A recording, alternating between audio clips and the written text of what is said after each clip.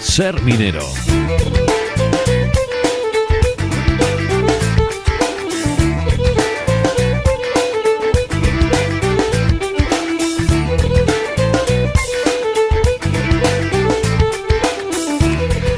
Doce y 41 minutos. Vamos a saludar en directo a Roberto Fernández, director del Museo Minero de Sabero y también colaborador de Hoy por Hoy León. ¿Qué tal, Roberto? Muy buenas. Muy bien, buenas.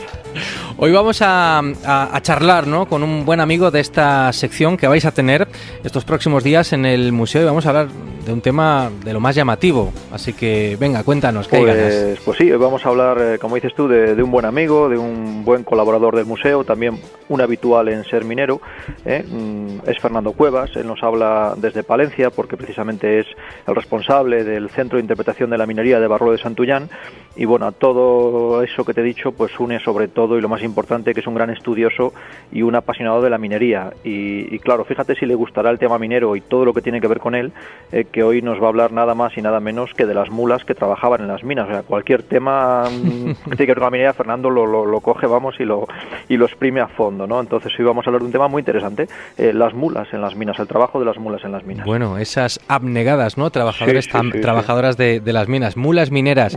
Fernando, ¿qué tal? Muy buenas, ¿cómo estás? Buenos días, aquí con calor en Palencia. Con calor ahí en Barruelo, bueno. Esto, disfrutando, seguro que tenéis un día también maravilloso, como por aquí. Bueno, mulas mineras, en fin, seguramente más de un oyente estará sorprendido, pero claro que sí han llegado a tener su protagonismo y su peso en estas labores, ¿no? Sí. La mula es el animal por excelencia de la mina. Aparte, vamos a repasar un poco de esto que nos enseñaron de jóvenes, de lo que es una mula, porque todavía los más pequeños, los mayores se han criado con ellas, pero los más pequeños ya no saben que la mula es un animal híbrido, es un animal que no es una raza. Uh-huh. Está compuesto por el cruce de dos especies de animales de líneas diferentes, algo antinatural, que son el caballo y el burro. Cuando se cruza un caballo y una burra, nos dará un tipo de mulo, que es el burdégano. Y el más habitual en las minas es cuando se cruzaba un burro con una yegua, que nos daba el mulo y la mula castellana. Uh-huh. Fernando, y esa expresión, ¿no?, ya que hablas de temas castellanos, está en castellana, ¿no?, como lo de trabajar como una mula, ya nos asocia un poco a este animal al trabajo del hombre, ¿no? No, lo bueno es que este cruce entre el burro y el caballo, el resultado es un animal mucho más idóneo para el trabajo, mucho más resistente, necesita comer menos, tiene la piel más dura, aguanta mucho mejor las enfermedades. Entonces, desde que en el Neolítico ambas especies se domesticaron, el hombre se las ideó para criar mulos, algo que es antinatural, porque en la naturaleza los burros y los caballos pues se evitan. Y bueno, por esas características que nos cuentas tú, es un poco el más habitual, aunque sí que había otro tipo de animales, ¿no?, de tracción de sangre, por llamarlo así, en las minas. Sí, bueno, a lo largo de la historia, lo que os estaba contando antes, fue utilizado por todas esas características, sobre todo para las grandes cargas, ya desde el mundo antiguo, los asirios, los hititas, y además para andar por difícil orografía. Pues todas esas condiciones, además, son mucho más necesarias dentro de una mina. Entonces, aunque siempre se utilizó cualquier tipo de animal de carga que quitase trabajo a los mineros, hay minas en las que se introducían caballos, pero ya hemos dicho que eran menos resistentes, necesitaban más espacio para moverse, bueyes, que también son demasiado grandes y aunque tienen más fuerza de tiro también se mueven menos, incluso vacas. En el norte de Palencia hay muchas minas en las que sí introdujeron vacas, y burros, pero los burros ya en contadas minas, yo conozco por lo menos las de Burgos y unas en Palencia que también utilizaron burros, pero son de un carácter demasiado complicado para dentro de la mina. Y por todas las características que os he dicho, porque aguantaba mejor, porque encima el casco es más fino y todo, fue el animal idóneo para trabajar dentro de las minas. Y decía Chechu antes que eran como una especie de trabajadores más, y realmente no es una expresión, es que eran unos trabajadores más de la mina, ¿no? Claro, hay dos seres vivos que trabajan en la mina, el hombre y los mulos o los otros animales de carga. Y era un trabajador más que la mula formaba parte de las plantillas de la empresa. Cuando llegaba tenía su ficha personal con sus datos físicos de tamaño, el color, tenía su nombre. Incluso se las tasaba, se las ponía un valor, porque eso era muy importante para luego otro tipo de problemas de gestión. Y aunque cada empresa gestionaba las mulas de una forma distinta, solía haber, claro, no están reguladas por ley, como igual el trato con los seres humanos, con los mineros, pero solían ser o propiedad de la propia empresa o en muchos casos estaban arrendadas. Y cuando estaban arrendadas, la mina tenía su salario diario, había que pagarle al arrendatario un precio por el día, y ellos tenían que pagar por su manutención y por los cuidados que tenía dentro de la mina. Y entonces, incluso cuando sufrían accidentes, había que indemnizar al arrendatario. Era una cosa muy regulada. Claro, eso nos lleva, Fernando, a hablar, como dices, de los cuidados de las mulas, porque realmente yo creo que eran animales, a pesar de lo que se pueda pensar, muy valorados y muy cuidados dentro de las minas. No, valorados porque tienen un valor monetario. O sea, igual, aunque no, si a los mineros no les interesaba tanto, ya se encargaba el propio empresario minero de cuidarlas. Tenían sus cuadras, podían estar incluso algunas, que es lo que más se suele contar, que tenían las cuadras dentro de los pozos y no salían, otras lo tenían fuera, pero dentro tenían que ir los veterinarios, dentro las esquilaban, dentro las limpiaban, si tenían las primeras heridas los cuadreros las cuidaban hasta que llegaba el veterinario. Toda la vida la pasaban dentro de la empresa minera. Y llegando algunas incluso a quedarse ciegas, ¿o eso es más bien una leyenda?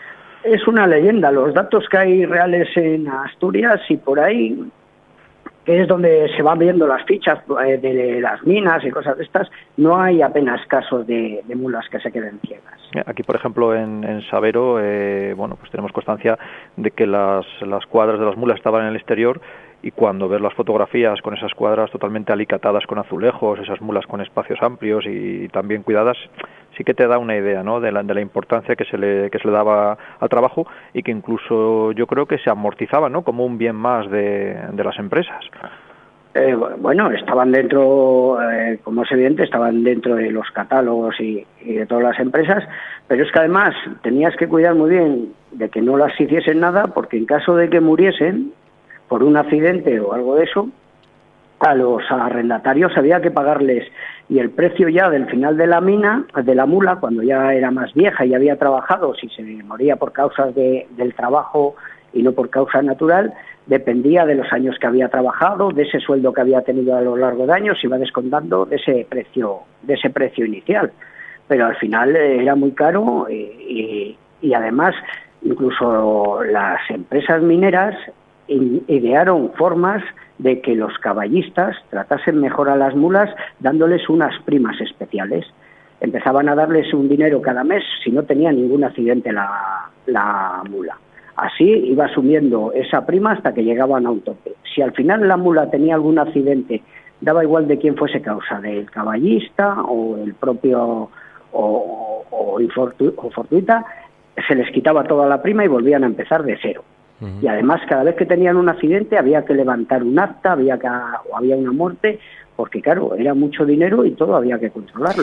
Y ante el hecho de tener que trabajar en estas condiciones, ¿no?, tan penosas y también tan particulares, ¿no?, en ese ambiente de humedad, de constante oscuridad, el adiestramiento o la formación de estas mulas requería de algo especial, sobre todo en sus primeros meses o años de vida.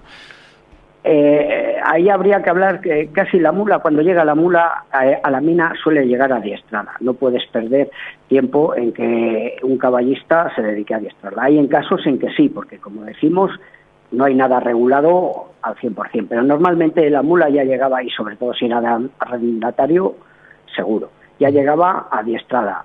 El problema es el carácter de esa mula y cómo venía adiestrada, si venía bien, porque ya sabemos, una es trabajas como una mula, pero el otro gran refrán es eres terco como una mula.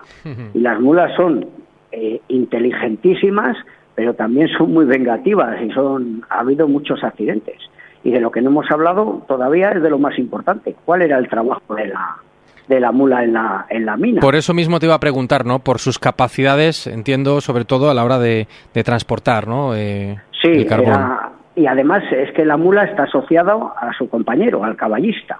Son un tándem, tienen que trabajar juntos. A cada caballista se le asigna su mula, que es a la que conoce y es con la que se tiene que llevar. Entonces,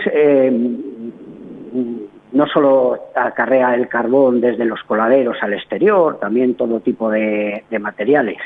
Claro, y en esos vivir entre el caballista y la mula, tantas horas de trabajo, es donde se han creado todas esas millones de anécdotas que hay sobre la mula en la mina y su inteligencia y también su peligrosidad, porque hay veces en los que vemos documentos en el que el cuadrero, el encargado de la cuadra y todo, dice que le han mandado mulas verdaderamente peligrosas, porque que yo sepa, por lo menos en Palencia ha habido 2 muertos por de mula en las minas, y solo de Palencia, pero luego otro caso de una mula que le arrancó de un mordisco un dedo a un caballista.